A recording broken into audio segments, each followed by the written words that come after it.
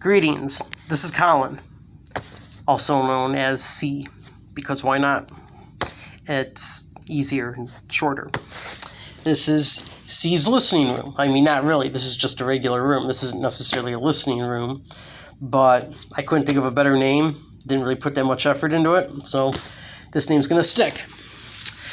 Before I start going into my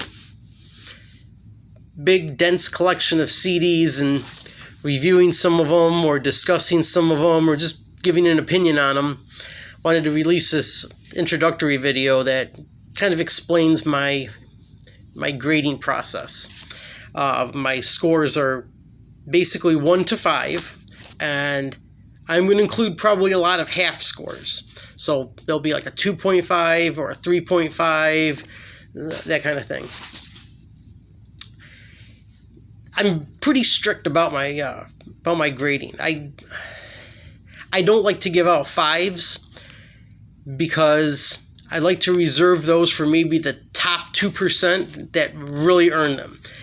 And it's difficult to get a total 5. I mean, that's an album that I've probably owned for 20 years. I've had the CD for probably 20, maybe 25 years, and I've come to really hold it in high regard. Like, I'll still go back and listen to it now and say, this is as good as I remember it being. Or it may be even better.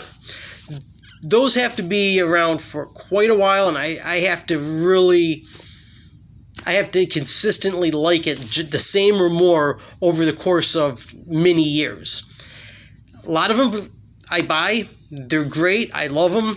And then 5-10 years later, I'll listen to them and say, it's not as good as I thought it was. So 5s, they have to earn it. And 1s, those are probably going to be pretty hard to come by. I don't think I own any that are going to be 1s. One album usually is a genre that I don't like an entire genre. So I probably wouldn't own too many of those to begin with. And if I did own a 1, I probably don't have it anymore. 2s are not going to be a good rating. If I give a 2 rating, that's really not good. That would probably be the equivalent of a 1 for me. I mean, well, 1 might be possible, but as I said, I probably don't own it anymore. A 2 usually means that I kind of like the genre, or I know that the artist is capable of putting together something that's good, some good product, but they just didn't do it. Either it's an extremely boring album, or I just didn't understand where they were going with it, but I can see the talent, and I know that if they tried, they could make something that I would really like. It has more to do with the genre than it does the album. It's probably a bad album in a good genre. With a 2.5, it's not a really good album, but there's probably going to be 1 really good song or 2 really good songs that stand out. A lot of times what happens with a 2.5 is I might hear an album that I don't get it. I don't really relate to it. I don't understand what they're going for. I don't really even like it or understand it, but there'll be a hit song on there that probably made me want to buy it in the first place that is good enough to kind of move it out of the 2 range or out of the solid 2 spot. This has happened. There have been a couple times where I've been kind of interested in an album. I've heard a song that I liked. I went out and bought it, and it was the only good song on the album. That's a good example of a 2.5.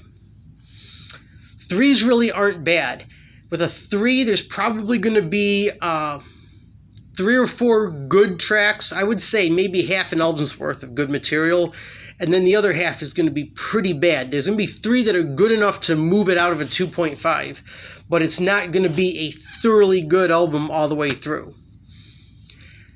A 3.5, that's probably going to have at least half of it's going to be really good songs. There's probably going to be 1 really good one. So you might have, I might find 3 that I kind of like, or I like to a certain extent, and then one that is like up there, like really good.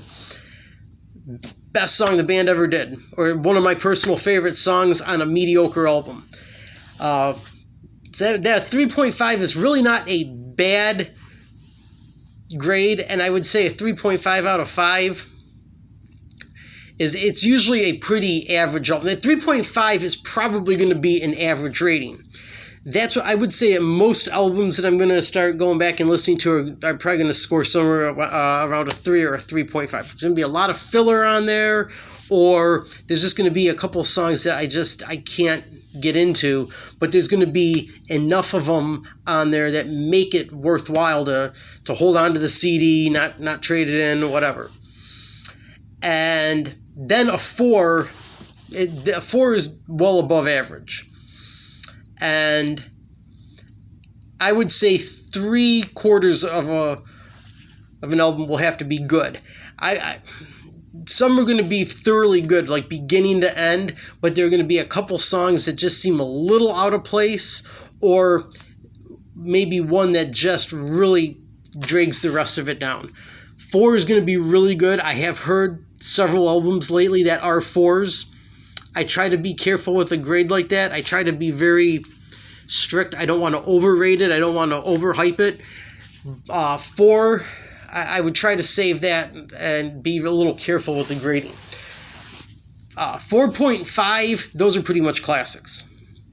That's probably not going to be one of my top 2% favorites, but those are going to be just steady, beginning to end, great song after great song after great song. The thing with a 3.5 too is the 3.5 could be great songs all the way through, but there's something about it that really could have used some improvement.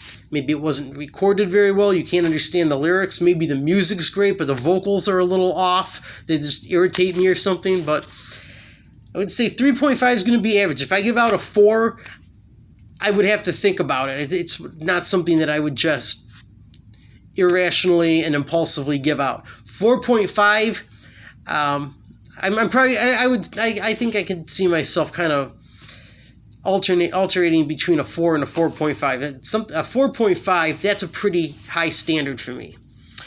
But that is basically how to take my grading process. It's based on a 1 out of 5 to a 5 out of 5 scale, and anything lower than a 3 really isn't great, but 3 out of 5 or 3.5 out of 5 also is not anything to get upset about. So that's where I stand on my grading, on my my rating process. If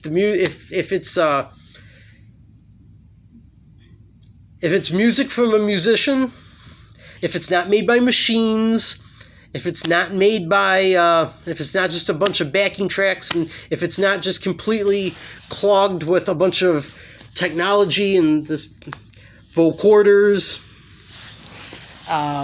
just digital enhancements, I'll probably like it. You know, I like classic rock. I do like country music. There's actually some very good musicianship in there. I don't own a lot of it, but I'll listen to it from time to time. I like punk rock, heavy metal. There's actually a lot that I like. I grew up in the 90s. I was a 90s teen, and that's when I really first started buying a lot of albums. So a lot of grunge and a lot of the power pop from the 90s. That's probably my favorite, just because that's from the music from the formative years when I was really starting to learn about my tastes and what my interests were, and all that. So there's going to be, you'll see quite a few of those when I get around to reviewing them. But I'm just going to probably start pulling stuff out of my storage and giving them a listen and reviewing them. So it's a little introduction. That's an explanation as to where how I come up with the 1 to 5 grading process, and I'm going to start loading a couple videos pretty soon. So I'll see you around. Thanks.